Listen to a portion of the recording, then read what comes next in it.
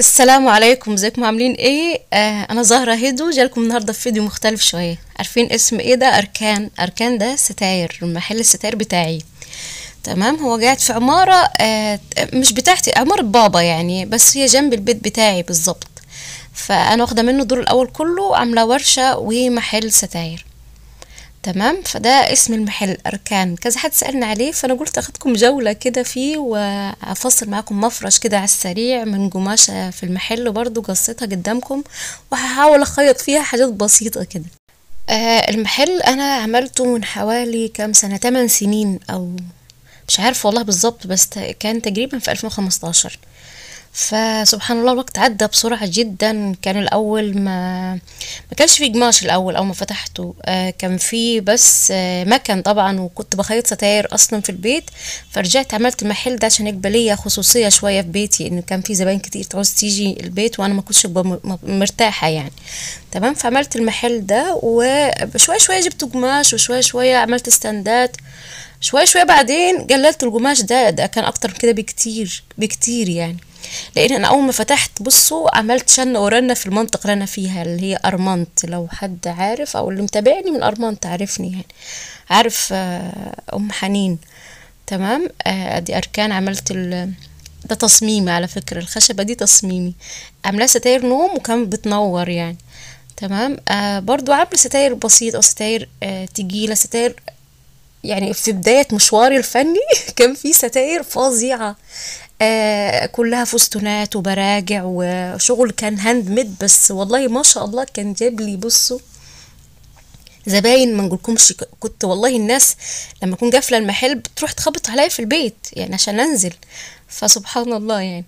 دي الورشه طبعا مكركبه مكركبه مكركبه، انا بصور فيها جوله عاديه، ده شغل يعني لازم يبقى مكركب وفي كده يعني. فبدور اللي عندي في المحل حبيبتي بدور، اللي هي بتخيط معايا ستاير وبتصمم، وتفصيلها ما شاء الله تحفة، ومعاها برضو منة وحياة، وكان قبل كده آية وصفاء. يعني عندي بص بنات حلوين كتير قوي، كانوا صغيرين كده أعلمهم يشتغلوا، اللي تتخطب واللي تتجوز يجي غيرها، بس كلهم زي الفل والله ما شاء الله عليهم يعني، وما يتعوضوش أصلا يعني. تمام، دي فورم بقى بصور فيها. المهم بدور بتقول لي ايه، ازاي بتصور يا ام حنين الارض والدنيا زحمه، وبصي مش حلو المكان. قلت لها لا، ده الطبيعي بتاعنا، احنا هنتجمل ونصنع، ده شغل. تمام، هي بتقطع ستاير، اللي هي حاليا معظم ستايرنا بتبقى على مواسير. المفروض يعني كل ما الانسان بيتقدم بيبقى الشغل بتاعه ابسط. يعني الاول بالتكنات دي بطلت خالص، الفستونات بطلت، كابوتونيه والتغريز بطل. فاشتغلنا بقى على ايه، على الخامة الحلوة، الفرنشة الشيك، المواسير الغالية. فده الشغل حاليا، يا اما الاركت اللي شفتوه في الاول اللي هو الخشب اللي في الارض ده. دي الحلقات اللي بعد ما تخرم بدور الستاير بتحط عليها اللبسة دي او الحلقة دي وتضغطها وكده، حلو خالص يعني. الستاير دي سهلة قوي، اللي عايز يخيطها حتى في البيت بيجيب الشريط ده ويجيب الحلقات دي وبيعملها. يعني الموضوع بيجي ابسط بكتير من زمان. زمان كانت الواحدة تيجي مثلا ما شاء الله عندها مثلا ايه شقق واسعة، عندنا عارفين الارض يعني، والشقق واسعة قوي، لان كل واحد ليه شقة او ليه عمارة خاصة بيه، مش زي في القاهرة ومصر والناس فوق بعض، لا بيبقى في براحة عندنا اكتر. فكل شقة كانت بتاخد ايه بقى 8 ستاير، 9، 5 على حسب. فكانت العرايس تيجي تقول انا عايزة ايه، عايزاها كلها بلتكنات، عايزاها كلها فيها شغل. فانا كنت بنصح على قد ما بقدر، بس الرأي الاخير بيكون للعروسة يعني. بصوا هحكي معاكم في المواضيع دي قدام شوية في اخر الفيديو. بس انا كنت عايزة افصل مفرش. انا نزلت النهاردة المحل عايزه اعمل مفرش سرير، زي ما قلت لكم انا في الشتاء كله بيبقى قماش قطيفه او اي قماش كتان تقيل. بعمل السراير، ما بشتريش مفارش خالص تقريبا يعني، بشتري الاساسات والبطاطين وكده، بس كمفارش للشتاء بعمل حوالي كل شتاء مفرشين 3. فالقماش بتاعنا والمحل بتاعنا في الدنيا ايه ماشي ان شاء الله يعني. فجوزي دايما يقول لي انتي مخلصنا قماش المحل، بس ما احسن ما اشتري واكلف يعني.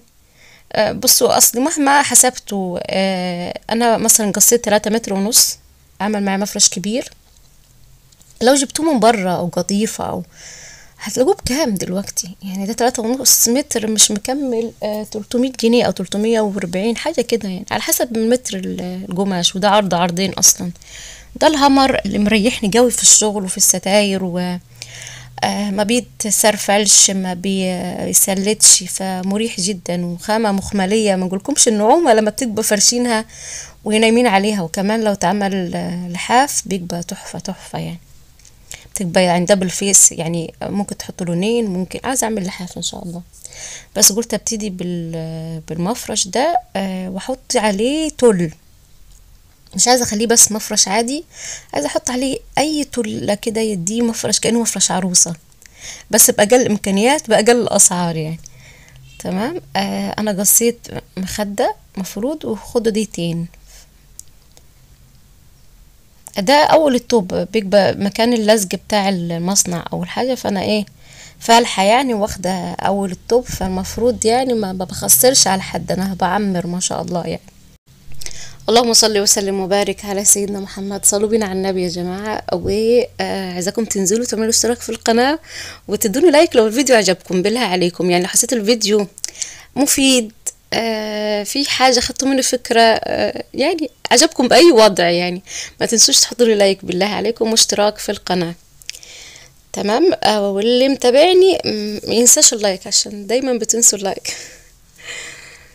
انا دلوقتي هاخد القماش ده واروح على الورشة جوه، افصل بقى مع بدور، يعني هي بتخيط على مكنة وانا هاخد المكنة التانية، رغم من زمان ما يعني مخيطتش من زمان، بخيط بس الحاجات الخاصة بيه. بس ده وقت ما عايزة اجيب التل. انا بوريكم التلات اللي هي ممكن تنفع تتحط في المفرش.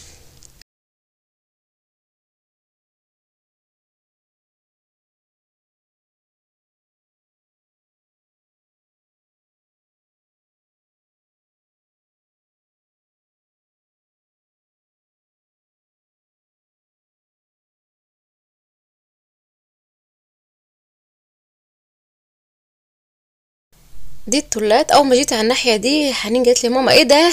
القماش ده بصوا كان ماشي معايا زي النار الاول، اللي هو في ذهبي في سيلفر في سلكه، بس حاليا لا، كله اتجه الى التل التركي، الحياه الهاديه خالص يعني. فدي الاشكال. بس انا لقيت شكل حلو هنا، بصوا تحت قماش البواجي ده لقيت الشكل ده، واخر تقريبا كان مترين الا متر ونص، فده اخر حته فما حدش هياخده، فانا خدته وعملت بيه المفرش، يعني ما كلفتش على حد الحمد لله. ده برضو الكنار بتاعه تحفة. انا باخد الكنار اللي من تحت ده بحطه على طرف المفرش او على الحتة الاكتر زهرة، وكمان التولة دي بتبقى فيها كذا كنار يعني في النص ومن فوق وكده، فانا برضو هجص ده كله هستغله، يعني مش هرمي ولا حاجة من التولات اللي انتوا شايفينها دي او من التول ده.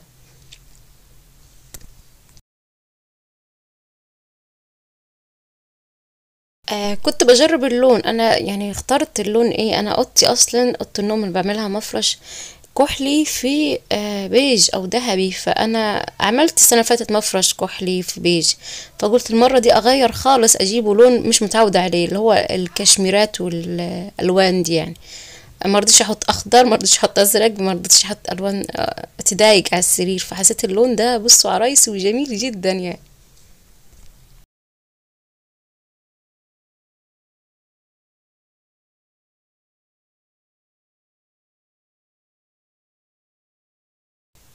قصيت اول حتة، ودي ايه الحتت التانية الكنارات اللي في الوسط دي، وحتى اللي بين البراوي الكنارات دي كله استغليته، قصيته نصين وعملت فيه في المفرش من تحت زي كشكشة كده بسيطة، يعني متر ونص قماش تقريبا، متر ونص. لو عايزين المفرش يبقى عادل اكتر هتجيبوا مترين طول، ومعاه 3 متر ونص قماش قطيفة، اي قماش تحبوه اللي هو بيبقى لابد على على المرتبة وناعم في نفس الوقت وتقيل يعني ويدفي. فمش يعني بدل ما تشتروا جاهز ولا الحاجات دي، اوفر بكتير واحلى، وتعملوا التصميم اللي انتوا بتحبوه.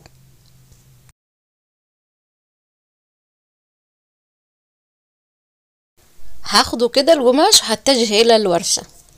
انا لقيت بدور بتخيط ما شاء الله عليها، الله اكبر. ايديها حلوة في الخياطة، خياطتها مظبوطة جدا، يعني احنا حاليا الفرم اللي كانت تعتمد عليا زمان ما كانش حد يعرف يعملها غيري اتبطلت، فالحمد لله بيجي الموضوع اسهل بالنسبة لي. فاللي بيخيط لازم يبقى خياطته الفينش بتاعته نظيفة قوي. ده اللي بيميز محل عن التاني يعني. فاحنا مشهورين اركان بانه الحاجات بتبقى دقيقة شوية يعني، او زيادة عن الناس. الحمد لله اهم حاجة يبقى فيه ضمير في الشغل يعني. وده كله لينا. اصل بصوا لو عملتوا حاجة مطلعتش كويسة محدش هيلف عليكم تاني، فلازم الحاجة تبقى دقيقة شوية. غيرت المكوك، حطيته ابيض، وهخيط المفرش ده. هخيط حتت كده صغيرة والله. حاسة زي بتعلم يعني. انا خيطت فترة طويلة ستاير لوحدي قبل ما اعمل المحل او اشغل حد معايا وكده. بس مع الوقت الواحد تحسه ايه، كأنه بيتعلم خياطة يعني. بيخيط شوية شوية، مش متمرس زي الاول او مش سريع زي الاول. عارفين الخياطة بتاعت الستاير دي بتبقى دايما كر يعني. بصوا بتاخدوا امتار كتير كده تكروا فيها، ما فيهاش تنايات، ما فيهاش حردات، مش زي خياطة الفساتين او كده. انا بتني طبعا مفرش كله مفروض من على الجناب، رغم ان لو عملته فيه فورمة، لزقته فيه تول جوبير اي حاجة ما بيبانش، لانه ما بيتسلتش ما بينسلش. فاهمين؟ القماش ده افضل حاجة فيه. مش بتحبوا تسرفلوه. انا عندي مكنة سرفلة بس ما سرفلتوش يعني، ما كانش محتاج. احط التل على الاطراف.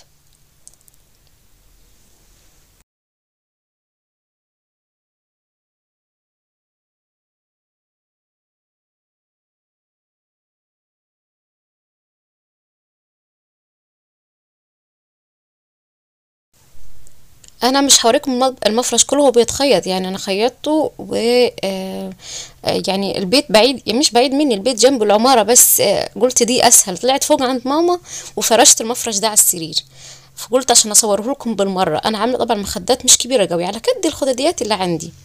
وده المفرش شكله النهائي بسيط جدا، ما خدش وقت معايا في الخياطة. بصوا مفهوش يعني تعقيدات يعني. عارفين عملت زي حردات خفيفة من تحت، حطيت فيها التول زي ما شايفين. ما سرفلتهوش. لو عايزين تسرفلوه ممكن طبعا، بس انا حسيت الموضوع ابسط واسهل فعملته كده. طبعا اضاءة فوق مش عارفة اضاءة صفرا ولا ايه، فحاسة النور مش واضح قوي. بس ان شاء الله يكون عجبكم المفرش. وريته لماما يعني، قلت لها تعالي شوفي المفرش ده. شايفاني بصوا طالعه جيس نازله اخيط تحت، كل شويه اطلع لها فوق تقولي بتعمل ايه، اقولها ثواني جايه. فايه كنت بعمل بروف عليها على السرير بتاعهم جوا يعني. ده الشكل النهائي. وده التول اللي على المخدات او الخداديات. ممكن نزود مخدات، ممكن نعمل التصميم اللي عايزينه. بس انا قلت التصميم العادي البسيط ما فيهوش حاجه. وبحس ان التصميم ده شبه مفرش العرايس شويه، فحسيته مفرش عروسه. فان شاء الله يا رب يكون عجبكم المفرش.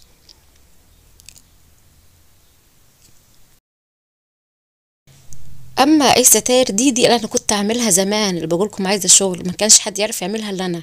البراجع والحاجات اللي من فوق والفرنشات الكتير زي ما شايفين الكشكشه دي، كنت شغاله ما شاء الله لا قوه الا بالله كتير جدا جدا. فكان الموضوع ده على قد ما فيه فلوس كتير قوي، بس كان مرهق جدا بالنسبه لي. والله ما كنت اعرف انام من كتر ما في شغل، والحاجات دي محدش يعرفها غيري. فكانت تعبانة جو ما شاء الله. الله اكبر. انا بصوا دي الورشة قبل ما تتعك العكة اللي انتوا شفتوها دي. فعشان بدور قالت لي لا الدنيا مكركبة يا ام حنين ومش مش منظر، فانا وريتها لكم هي نظيفة قوي ومن غير اي حاجة. ده برضو المحل اما كان كله قماش، انا خفيت منه القماش وحطيت جوه في الورشة، وخفيت قماش كتير. فمش لازم العرض ده كله يعني. انت دلوقتي انتوا لو عايزين تعملوا محل ممكن بعينات تشتغلوا، مش مستاهله ايه قماش وزحمه وكده. قلت اخلي اخر فيديو معاكم زي ما شايفين دي ستاير او نبذه مختصره على الستاير اللي بنعملها في الفتره الاخيره اللي لقيتها على التليفون يعني. زي ما شايفين فيها فرم خشب، فيها مواسير، فيها الوان مختلفه، فيها ازواج مختلفه يعني. في ستاره ممكن تعجبني جدا وفي ستاره ما تعجبنيش قوي، بس انا بعمل اللي بيطلب الزبون. انا بنصح طبعا الالوان، وبحاول ما اعملش لون وتبقى مثلا الفرش لون تاني، او بنسق مع العروسة. بس برضو الرأي الاخير بيبقى ليها هي. وفي ناس كتير بتقبل النصيحة، يعني في عرايس كتير جدا مريحة مريحة بشكل، تقول لي اللي شايفاه بتوريني الصالون بتاعها او الانتريه او الركنة وينصحها، يعني اقول لها عايزة ايه، المفروض تجيبي اللون ايه ستاير، تجيبي ايه السجاد، الحيطان لو ما كانش اتدهنت بقولها برضه بقترح عليها الالوان السادة اكتر. فتلاقي الأذواق مختلفة والأشكال مختلفة ومن زمان على فكرة لحد دلوقتي، يعني كل فترة وليها ذوق. يعني أنا كنت بعمل حاجات كتير زمان أقول لا مش حلوة، إزاي أنا كنت أعملها، يعني إيه الألوان دي، إيه الفرم دي. فشوية شوية الإنسان بيتحدث، يعني بيبقى الموضوع أشيك، كل ما بيتقدم في الشغل بيبقى أشيك وأبسط. طبعا الشغل كان زمان أكتر من دلوقتي بكتير، من ساعة كورونا الدنيا هديت، ومن ساعة الغلاء الدنيا هديت. فده حال الناس كلها حاليا او المحلات كلها، وما شاء الله المحلات كترت، وربنا يا رب يوسع ارزاق الناس اجمعين. يعني زمان، مش زمان والله، من كام سنة، انا بس من ساعة ما ولدت ولدي الاخير ده جاتني جلطة في رجلي، تمام، فعجدتني قوي من المحل، خلتني منزلش. يعني انا من 4 سنين كده والدة، مش بروح المحل زي ما كنت اروح كل يوم، ولازم انا اقابل العملاء، ولازم انا اخد ارقامهم واظبط معاهم وكده. لا، ما بطلت صراحة، بقيت اروح مخصوص للي هو ايه، للي يعني عارفني قوي. لكن الباقيين كلهم بيتعاملوا مع جوزي، يعني لانه جوزي برضه ما شاء الله يعني ليه في الشغلانه قوي، وهو اللي بينسق مع اللي بيركب، وهو اللي بينسق مع اللي بيدهن. ويعني لازم الشغلانه دي عايزه لها راجل برضه، من غير راجل ما تنفعش اني انا اعمل مشروع كست يعني وحدي، لا لازم يبقى حد مأزرني يعني في الموضوع. برغم اني احنا بنتفرج كده هندردش مع بعض شوية. برغم اني في اول الامر، يعني في اول ما ابتديت عايزة اعمل مشروع، كنت فاضية خالص وكانش معايا الا حنين بس، وكانت الدنيا يعني بص ملل. فكنت احب ان اعمل فكرة، اعمل مشروع. فقلت اجيب مكنه وافصل ستاير، لان حسيت الستاير دي انا اصلا كنت ملابس جاهزه في واخده دبلوم صنايع قسم ملابس جاهزه، تمام. فكل الناس فاكراني مهندس، انا والله مش مهندسه خالص يعني، بس الواحد مخه يشغل شويه يبقى احسن من المهندس يعني. بس فكنت بحب الخياطه قوي، فقلت اجيب لي مكنه. طبعا عشان اخيط عليها ستاير او اعمل فكره الستاير دي، ما نقولكمش يعني المشروع باء باني كله رافض، رافض خالص. ليه تتعبي نفسك؟ انت مش ناقصه، انت يعني ليه؟ خلاص يعني الناس هتقول عليك ايه، خلاص عايزه تخيط ستاير وتفصل وتعمل. بصوا، اي حد يحبطكم في اي مشروع اتكلوا على الله واعملوه. يعني انا لو قعدت جبال والله ماما واخواتي ومش عارفه جوزي لا، وكل الناس لا، والله ما كنت هعمل حاجه في حياتي ابدا. ادام الحاجه دي حلال وصح ومحترمه اعملوها كمشروع، اللي عايزه تعمل مشروع. وبصوا بدايه الامر بيكبر مشروع او الموضوع محرج جدا جدا، بتتكسفوا مش عارفه ليه برضو. يعني انتوا المفروض جبتوا مكنه وفصلتوا ملايات، بعتوا ملايات، مش حاجه تقلل منكم خالص. انا شايفه الحاجه دي انتوا عايزين تعملوا حاجه، انتوا ناس مفيده في الحياه. فليه الوقت الفراغ ده يبقى في مسلسلات او في حكاوي او في نميمه، او ليه ما يكونش في حاجه مفيده هتدر عليكم فلوس، هتخليكم في حالكم شويه، هتزود القيمة بتاعتكم. يعني ان الواحد بيفكر دايما في المستقبل انه يعمل حاجة مفيدة ليه ولعياله فيما بعد. فانا اول ما قالوا لي كده، الاول من اول عروسة عملتها شجعتني ما شاء الله. اول عروسة كانت واحدة عارفها يعني قريبة منينا، فانا قلت هي رضيت اعملها ستاير ليه؟ يعني كنت خايفة اعمل ستاير تطلع فيها غلطة، رغم لو في غلط او في اي حاجة انا عادي اعوض ده، او ممكن اجيب قماش غيره، او ممكن. بس اول مرة بتبقى اصعب مرة، اول مرة بتعمل فيها الحاجة وتعلقوها بتبقى اصعب مرة. بس كانت المفاجأة بالنسبة لي اني اول مرة اعمل ستاير وعلقتها، ما نقولكمش الناس انبهروا بيها قد ايه. والله انبهار فظيع، لدرجه ان انا كنتش عايزه اخد باقي فلوسي من كتر ما انا مبسوطه. مش مهم الفلوس، المهم الناس رايها يعني ايه فيا او في الستاير. فشوي شوي جت عروسه تاني، شوي شوي جت عروسه تالته، شوي شوي بقى سمعت. دول ما شغلك كله حلو ونضيف، لا دي شغلهم فظيع فيروحوا لهم. وبالذات المجال بتاع الستاير ده ما كانش فيه ستات زمان لو تلاحظوا، يعني بتكلم عن المنطقه اللي انا فيها او في المحافظات الصعيد كمان ما فيهاش ستات، كلها رجاله. فالرجاله شغلهم ايه؟ اميري شويه وسريع، وما فيهوش هات وخد مع الزبونه، وما فيهوش زوجها ايه، ولازم تراعيها في ظروف، ولازم تراعيها في زوج، ولازم تاخدها على يعني على قد ما هي عايزه ترضيها باي شكل. فانا كنت اعمل كده. يعني كان زمان تيجي العروسه ابوها امها اي حد يقول لي والله انا ظروفي يا بنتي كده كده كده، فانا ايه امشيه على قد ظروفه. بس مش معنى كده اعمل له حاجه اي كلام، بالعكس انا لازم اعمل له احلى ما عندي بس بامكانياته هو. تمام. واللي يجي يقول انا عايز افخم ستاير، فطبعا الناس مش كلها واحد، انا بمشي على ظروف الانسان.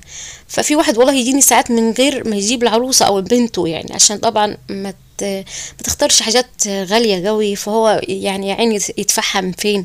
فكان يجي يقول لي انا والله راس مالي كذا، تعرف تتصرفي لي، ما يرضاش يجيب العروسه عشان ما تمسكش في حاجه معينه. فاقول له اه باذن الله، بس انت اديني الالوان ويديني صور الشقه، وطبعا بتكون رافعه المقاسات قبليها. فبنعمل ستاير بتطلع يعني خرافه الحمد لله، والله الحمد لله. نادر جدا من كنت اتعكنا من ستاير، يعني الحمد لله دايما مواعيدي كانت مظبوطه. ولحد دلوقتي ستاير تركب قبل الفرح مش اقل من اسبوع 5 ايام، احب اشوفها على الواقع. ربما حاجه طويله حاجه قصيره، اعرف اظبطها مثلا. فخلاصة الكلام، انا عارفة ان انا ايه اتكلمت كتير معاكم، بس والله بتكلم معاكم كأني بتكلم مع ماما واخواتي، عارفين الاسلوب اللي هو تلقائي جدا عادي جدا. بحكي معاكم ابسط الامور. ربما حد يكون عايز يعمل مشروع وخايف، لا يشجع والله، واتكلوا على الله. اهم حاجة توكلوا على الله، وربنا كده هيسهل لكم ان شاء الله. والارزاق اتمنوا الخير للناس، الخير هيجيكم اضعاف. يعني انا دايما في الفترة اللي كنت فيها شغالة كتير كتير، يعني كنت برجع زباين، يعني كان يجي زباين مواعيدهم قريبة، ما كنتش ما عنديش وقت افصل، ما عنديش وقت اركب، ما فيش. رغم ان كان عندي بنات بيخيطوا في الفترة دي كتير برضو، بس كنت ايه ادلهم على ناس معينه. والله الناس لحد دلوقتي ما تعرفش ان انا ببعت ليهم الزباين كنت.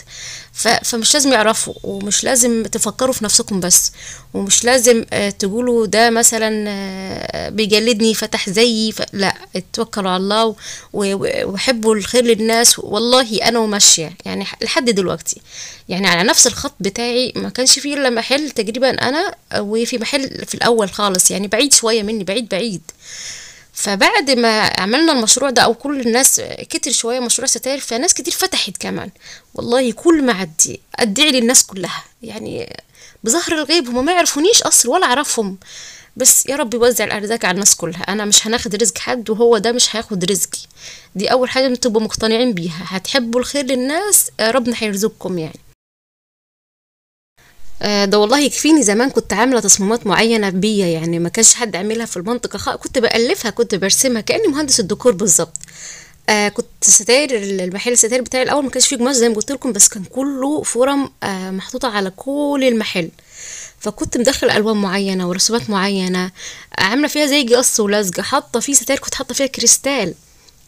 عارفين كريستال الستاير البنجف، كنت بجيبه وبشتريه بالواحدة كتير قوي، وبعلقه بسلاسل ذهبي، وبحطه في ستاير. زمان كانت ليها شنة ورنة فعلا، فكانت يجي ناس يصوروها.